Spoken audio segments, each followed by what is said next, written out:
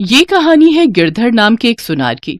गिरधर की आदत थी रोजाना सुबह भगवान शिव की पूजा आराधना करके गल्ले पर बैठना।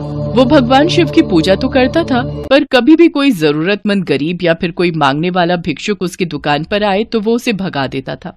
ओम नमः शिवाय, ओम नमः शिवाय, ओम नमः शिवाय, ओम नमः शिवाय, ओम नमः शिवाय। सेठ जी, बहुत भूख लगी है, थोड़ा पैसे दे दो, कुछ खा लूंगा। चल चल हट जाए यहाँ से। तो जाना सुबह सुबह दिमाग खराब करने के लिए आ जाते हैं। बस दुकान खोलने की देर है, इन भिखमंगों की लाइन लग जाती है। चल। वो भिखारी वहाँ से खाली हाथ लौट गया। तभी गिरधर का दोस्त आ गया। क्या बात है गिरधर, तू इतना गुस्से में क्यों है? अरे क्या करूं यार, दुकान खोली नहीं कि ये भिखारी मांगने आ जाते हैं। ये बाजार में हर समय भिखारी घूमते रहते हैं। बहुत परेशान किया हुआ यार इन्होंने। चल छोड़ गुस्सा, कोई बात नहीं, एक कप चाय पिला यार। हाँ अभी मंगवाता हूँ।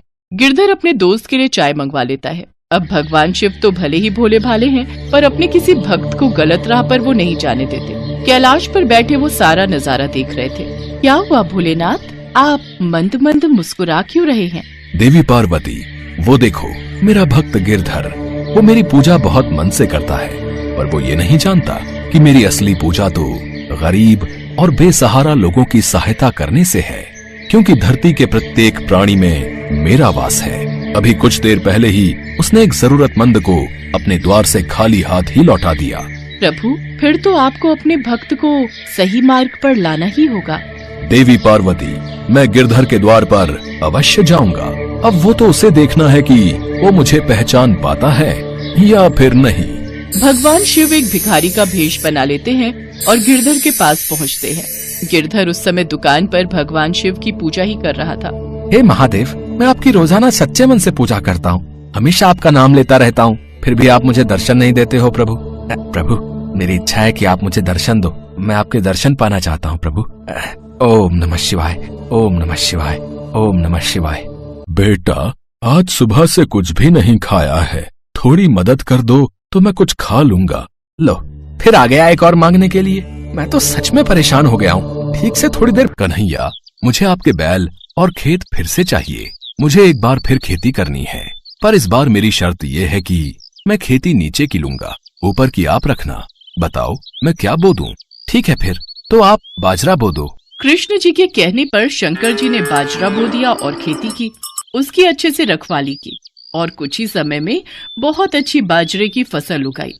शंकर जी बाजरे के नीचे की डंडियां तोड़कर कैलाश ले गए और ऊपर का बाजरा सारा कृष्ण जी और यशोदा मैया घर ले गए। कैलाश पहुंचकर जब शंकर जी ने माता पार्वती को बाजरे के नीचे की डंडियों से भरी गठरी दिखाई तो वो फिर से क्रोधित हो गई। अरे, आप ये क्या ले आए? ये तो घास फूस है, इनका मैं क्या करूंगी? इसमें बाजरे के दाने कहाँ हैं? पार्वती, मुझे तो तुमने कहा कि मैं नीचे की खेती ले आऊं, इसलिए ऊपर की खेती मैंने कन्हैया को दे दी।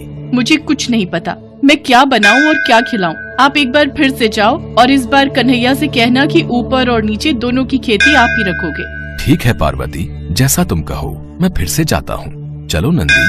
शंकर जी कन्हैया के द्वार पर पहुँचे और उनसे फिर से खेती करने के लिए कहा। कन्हैया, इस बार ऊपर और नीचे दोनों की खेती मैं ही लूंगा।